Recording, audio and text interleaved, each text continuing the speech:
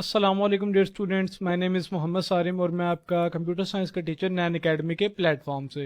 उम्मीद करता हूँ आप सब खैर आफियत से होंगे और आपने हमारा प्रीवियस लेक्चर नंबर 4 लाजमी लिया होगा, जिसमें मेनली हमने बेसिक अलजब्रिक रूल्स डिस्कस किए थे और उसके साथ एग्जांपल्स देखी थी जो आपकी बुक में गिवन है।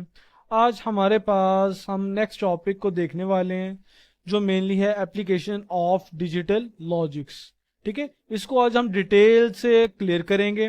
ठीक है, जो हमारे पास बहुत ज़्यादा इम्पोर्टेंट भी है और ये लॉन्ग क्वेश्चन के तौर पर भी आपसे पूछा जा सकता है बोर्ड में। फर्स्ट ऑफ ऑल ये स्टेप तो हमने लास्ट लेक्चर में भी वैसे देखे थे, लेकिन हम ये इस टॉपिक के लिए ये ज़रूरी है तो इस वजह से मैं रिवाइज कर रहा हूँ। Identify the required logic gates के हमारे पास फर्स्ट ऑफ ऑल एक लॉजिक डायग्राम बनाने के लिए हमारे पास आपने लॉजिक गेट्स को आइडेंटिफाई करना है कि हमारे पास उसमें कौन कौन से लॉजिक गेट्स इस्तेमाल होंगे। सेकंड वन, हमारे पास फिर उस गेट्स की सीक्वेंस क्या होगी अकॉर्डिंग टू फंक्शन, कि हमारे पास हम जो लॉजिक डायग्राम बना रहे हैं, लॉजिक ऑपरेशन परफॉर्म करने वाले हैं, उसके अंदर हमारे पास उसका फंक्शन कैसा होगा, उसका रिजल्ट क्या होगा। उस बिहाफ पर हम उन गेट्स की सीक्वेंस को मैनेज करेंगे। और लास्ट में आप कह लें कि जब एक दफ़ा हम गेट्स की सीक्वेंस को देख लेंगे तो उनके इनपुट्स और आउटपुट्स को कनेक्ट करेंगे ताकि वो हमारे पास जो सर्किट तैयार हो वो अच्छे तरीके से फंक्शन परफॉर्म कर सके और एक्यूरेटली काम कर सके। नेक्स्ट है हमारे पास मेनली एप्लीकेशंस हैं। ठीक है, applications of digital logics. First of all, digital logic is essential for modern electronic system like computer, smartphones, digital gadgets. इनमें ये सर्किट्स इस्तेमाल होते हैं, लॉजिक्स वगैरह। It is optimise to create enhance circuit for various task. आप कह लें logic, digital logic different task के लिए हम इस्तेमाल करते हैं, जिनमें हमारे पास सबसे दो मेन एप्लीकेशन है इसकी। वो कौन कौन सी हैं? First of all, design for adder circuit, कि हम एडर सर्किट जो आज का हमारा टॉपिक है इसको डिटेल से देखने वाले हैं कि हम इसको डिज़ाइन किस तरह करते हैं। ये डिजिटल लॉजिक की एप्लीकेशन है जिसमें हम इसको इस्तेमाल करते हैं। और सेकंड वन है कार्नोफ मैप। ठीक है, कार्नोफ मैप हमारे पास, या इसको हम के मैप भी बोलते हैं, ये मेनली सिंप्लीफिकेशन के लिए इस्तेमाल होता है, जिसमें आप कह रहे हैं कि ज़्यादा से ज़्यादा लॉजिक गेट्स इस्तेमाल करने की ज़रूरत ना पड़े। कॉर्नफ मैप इसलिए इस्तेमाल होता है। इंशाल्लाह इस नेक्स्ट लेक्चर में हम कॉर्नफ मैप को डिटेल से डिस्कस करेंगे। चलें नेक्स्ट मूव करते हैं एडर फंक्शन की तरफ। First of all, what is adder circuit? Mainly used in digital circuit for arithmetic calculation. Arithmetic calculation हम लास्ट टाइम भी कई दफ़ा डिस्कस कर चुके हैं कि मेनली हमारे पास जो प्लस माइनस है, उसके अलावा आप कह लें कि डिवीजन, ये इस तरीके की मल्टीप्लिकेशन अरिथमेटिक कैलकुलेशन में आती है। ठीक है, हाँ, अब हमारे पास जो एडर सर्किट्स हैं इनकी टाइप्स मेनली दो हैं। ठीक है, इनकी टाइप्स कितनी है? दो, हाफ एडर और फुल एडर। ठीक है, मेनली इधर आपको ये कुछ लॉजिक गेट्स नज़र आ रहे होंगे, उनके सिंबल्स नज़र आ रहे होंगे। मेनली ये मैंने पिक्चर इस वजह से यहाँ लगाई है ताकि आप इनको मेमोराइज कर सकें, क्योंकि नेक्स्ट आगे हाफ एडर और फुल एडर सर्किट के अंदर हमने इनको इस्तेमाल करना है। फर्स्ट ऑफ ऑल, इधर आपको एंड गेट की सिंबल आना चाहिए और साथ में ये एक्सोर गेट का सिंबल आना चाहिए और मेनली और गेट।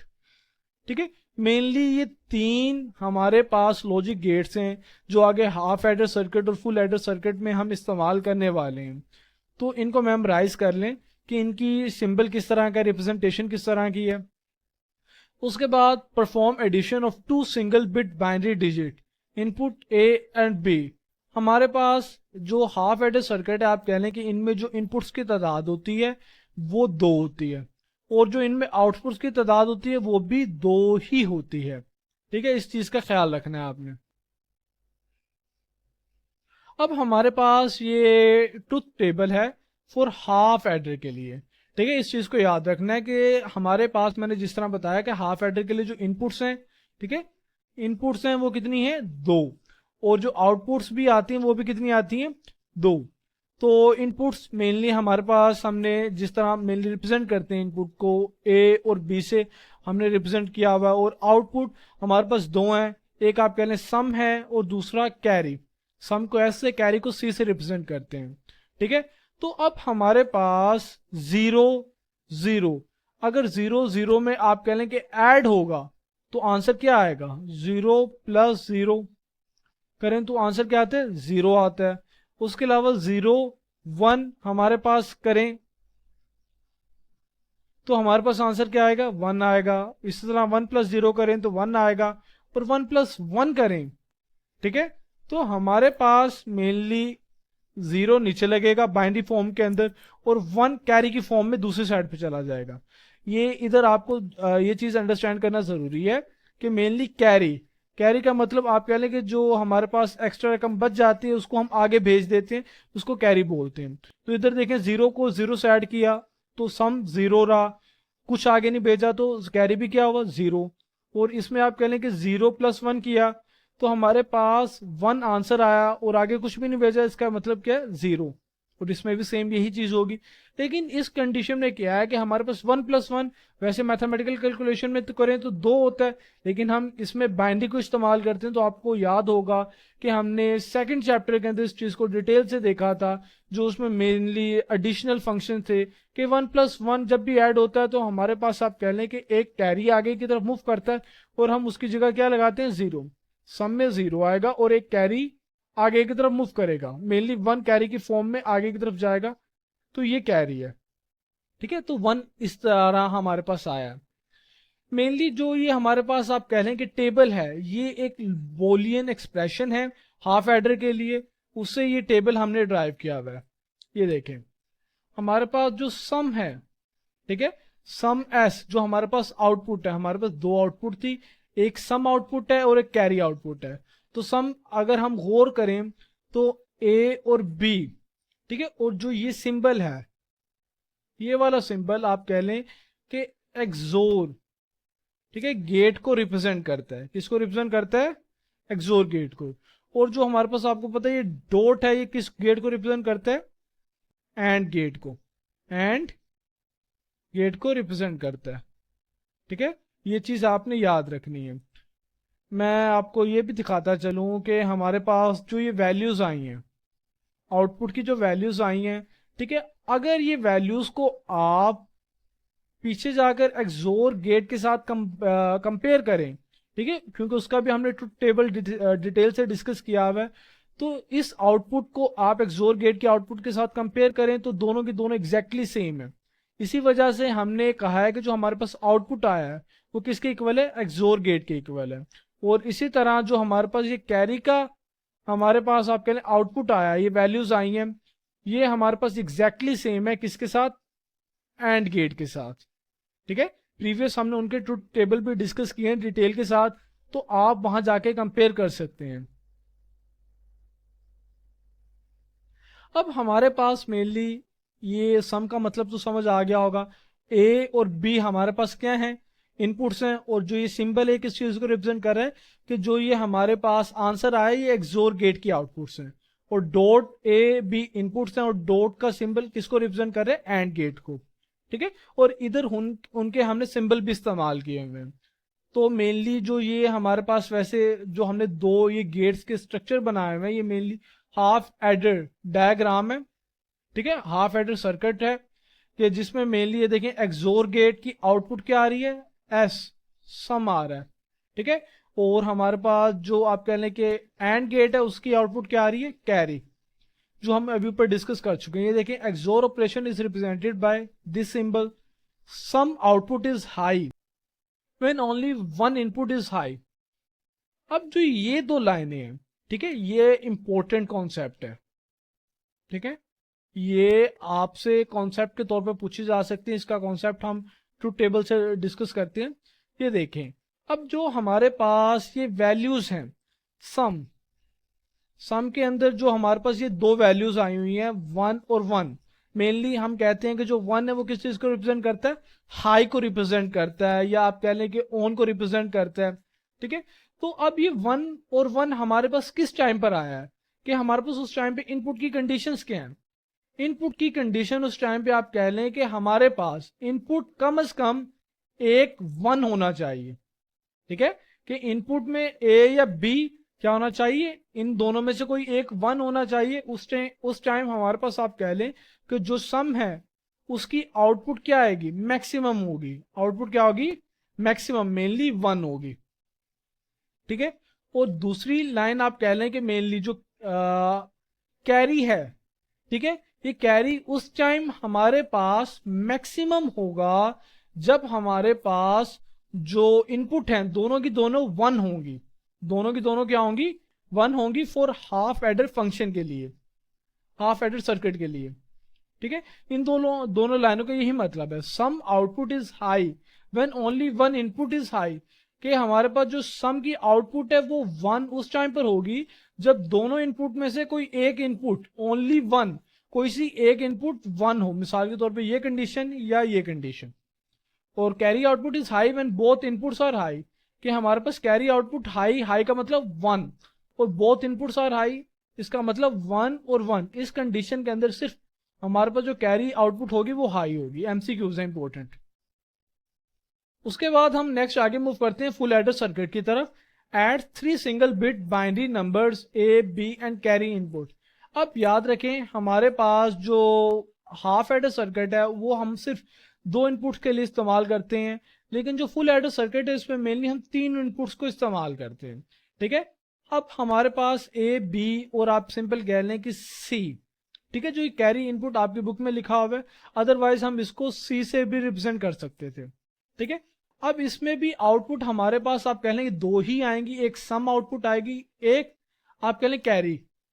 तो हम साथ में ट्रुथ टेबल को भी देखते हैं। ट्रुथ हमारे पास, अब ये हमारे पास नीचे सिंबल्स हैं और ये ट्रुथ टेबल्स हैं। अब फर्स्ट ऑफ ऑल सिंबल्स को एक दफ़ा अंडरस्टैंड कर लेते हैं हम डिटेल से, ताकि हमारे पास चीज़ें अंडरस्टैंड करना इजी हो जाए। ठीक है। तो अब ये देखें हमारे पास मेनली एक्सप्रेशन क्या है, A XOR function B XOR function C. Mainly ये 3 इनपुट्स हैं, ए बी और सी इनपुट्स हैं, और उनके दरमियान कौन सा फंक्शन है, एक्सोर फंक्शन, ये वाला। ठीक है, कुछ इस तरीके से है, प्रॉपर इधर प्रॉपर नहीं बन रही मुझसे। हाँ, इट इज एक्सोर आप कह लें सिंबल, और हमारे पास कैरी में हमारे पास ये एक्सप्रेशन है। हम इसको देखते हैं, अंडरस्टैंड करते हैं। फर्स्ट ऑफ ऑल मैंने लास्ट लेक्चर में भी आपको बताया था कि जब हमारे पास इनपुट कितनी हो, 3 हो, तो आपने क्या करना है, इनपुट 3 होने की सिचुएशन में कि हमारे पास जो इनपुट्स आप लिखेंगे किस तरह, जो फर्स्ट इनपुट होंगी उसमें आपने 4 0 डालने हैं, फिर 4 1, इनको लिखने का मेथड है। और दूसरे इनपुट में क्या करेंगे, 2 0 2 1 2 0 2 1, और तीसरे इनपुट में 0 1 0 1 0 1 और 0 1, कि जब भी 3 इनपुट को कंपेयर किया जाए या उनको इस्तेमाल किया जाए तो हमारे पास हम इस सीक्वेंस को इस्तेमाल करते हैं। ठीक है। तो हमने वो इसी सीक्वेंस को इस्तेमाल किया। अब देखते हैं हम 0 + 0 + 0 कितना होता है, 0, तो कैरी भी लाजमी बात है 0 होगा। 0 + 0 0 + 1, 0 + 1 कितना होता है, 1 के इक्वल होता है, कैरी कुछ भी नहीं बचा तो 0। इसी तरह इसमें भी सेम है, 0 + 1 1, 1 + 0 1, कैरी कुछ भी नहीं गया। उसके बाद 0 1 + 1, मेनली हमारे पास वैसे तो हमारे पास बाइनरी फॉर्म में आपको बताया हुआ है ना कि जब भी हमारे पास 1 + 1 होगा मेनली सम में 0 आएगा और कैरी, एक कैरी आगे की तरफ जाएगा। और उसके बाद ये इसमें देखें कि 1 + 0 + 0, मेनली ये हमारे पास वही बेसिक चीज़ें हैं जो हम काफ़ी टाइम से डिस्कस करते आ रहे हैं। ठीक है। तो 0 + 0 0 होगा, 0 + 1 1, तो कैरी कुछ भी नहीं बचा। उसके बाद इसमें देखें कि इनपुट्स हमारे पास 2 1 है, तो इसका मतलब क्या होगा कि हमारे पास सम 0 होगा और एक कैरी आगे की तरफ मूव करेगा। इस कंडीशन में भी देखें 2 इनपुट की कितनी है, 1 1 है, और एक इनपुट 0 है, तो इस कंडीशन में भी सेम यही होगा कि सम 0 होगा और एक कैरी आगे की तरफ मूव करेगा। और इन दिस कंडीशन कि जब हमारे पास तीनों इनपुट्स क्या होंगे, 1 होंगे। ठीक है। तो सम भी 1 होगा और कैरी भी 1 ही होगा। ठीक है। इस चीज को आपने मेमोराइज रखना है, याद रखना है। अब इसके बाद हमारे पास ये वैल्यू है सम, जो बोलियन एक्सप्रेशन हम डिस्कस कर चुके हैं, और कैरी का ये एक्सप्रेशन है a डॉट बी प्लस हमारे पास जो ये सी इनपुट, ये आप कह लें तीसरा इनपुट है। ठीक है। और हमारे पास ए एक्सोर बी, ये आप कह लें एक्सप्रेशंस हैं। ये एक्सप्रेशंस आपने अच्छे तरीके से याद करने हैं, ठीक है। और इनको याद करे बगैर आप फर्दर आगे मूव नहीं कर सकते। हाँ, the sum output is high, जिस तरह हमने पीछे देखा कि जो हमारे पास सम के आउटपुट है वो हाई, हाई का मतलब वन, किस कंडीशन में, if the number of high input is odd, कि जब हमारे पास इनपुट्स ओड फॉर्म में हो। हम देखते हैं टेबल को। अब हमारे पास एक इधर सम हाई है, इधर सम हाई है, एक इधर हाई है, एक इधर हाई है। अब इनकी कंडीशन को देखें, देखें कि हमारे पास जो इनपुट है कम से कम एक वन होना चाहिए। उसके अलावा इसमें भी सेम यही कंडीशन है, और सेम कंडीशन इसमें भी यही है। और आप कह लें कि ओड नंबर हमारे पास या तो एक होना चाहिए या आप कह लें कि तीन होना चाहिए। अगर हमारे पास मिसाल के तौर पे जो वन की वैल्यू है ना, जो वन की तादाद है, या वो एक हो या तीन हो, इस तरीके से, तो उस कंडीशन में हमारे पास सम क्या है, हाई है। और मेनली ओड है। वन और थ्री की वैल्यू क्या होती है, ओड। इधर देखें वन की कंसंट्रेशन एक है, एक है और एक है। और नीचे सबसे लास्ट में आप कह लें कि हमारे पास तीनों इनपुट्स क्या हैं, वन है, उनकी तादाद कितनी है, तीन। तो ये ओड नंबर को रिप्रेजेंट कर रहा है, ठीक है। ये होप सो अंडरस्टैंड हो गया होगा आपको। और उसके अलावा कैरी आउटपुट हाई कब होगा, वन कब होगा, जब हमारे पास जो इनपुट्स होंगे वो एटलीस्ट टू हों। इनपुट्स का मतलब है कि कम से कम हमारे पास दो वन होने चाहिए। इस तरीके से दो वन जिस कंडीशन में होंगे उस टाइम पे आप कह लें कि जो कैरी आउटपुट होगा वो क्या होगा, हाई होगा। कम से कम दो होने चाहिए, तीन चार हो सकते हैं। देखें इस कंडीशन में, एक इस कंडीशन में हमारे पास देखें इनपुट कितने, वन है, एक दो। इस कंडीशन में एक और दो इनपुट वन है। इस कंडीशन में आप कह लें कि एक दो इनपुट वन है।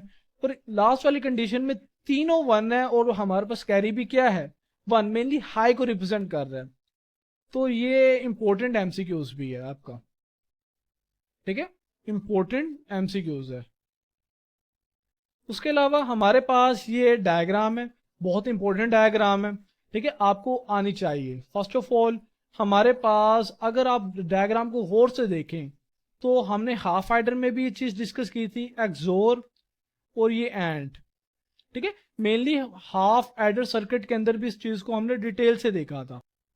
ये हाफ एडर है, और आप कह लें कि फुल एडर कब बनेगा, जब दो हाफ सर्किट्स को मिलाया जाएगा, ठीक है। ये देखें, ये हाफ एडर और ये हाफ एडर, ठीक है, कि हमारे पास एक्सोर, एक्सोर एंड और एंड दोनों हाफ हाफ को मिला रहे हैं तो फुल सर्किट बन रहा है, ठीक है। तो अब थोड़ा सा देखें, अब हमारे पास हाफ एडर की जो वैल्यू आती है वो क्या आती है, इसकी आउटपुट इस तरीके से ये वैल्यू आती है, ठीक है। एक मिनट रुके, वेट करें, हमारे पास इधर हम इसको क्लीन कर लेते हैं ताकि समझना आसान हो जाए,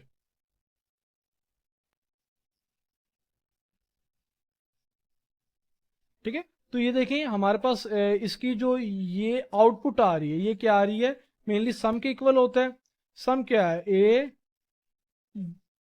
एक्सोर बी, ठीक है, ये इसकी आउटपुट है।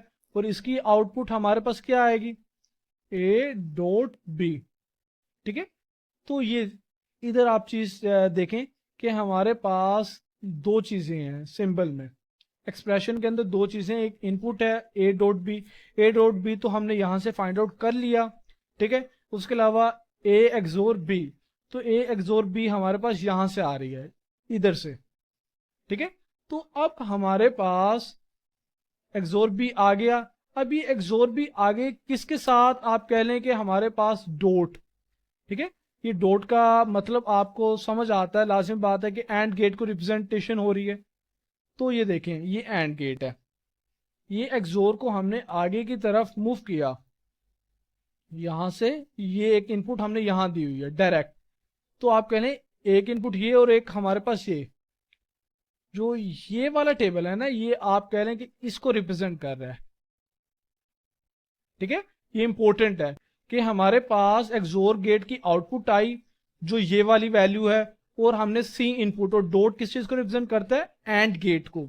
तो ये देखें, ये हमारे पास एंड गेट है, इसकी जो दो इनपुट्स हम प्रोवाइड कर रहे हैं, एक ये वैल्यू है, एक ये वैल्यू, अकॉर्डिंग टू एक्सप्रेशन।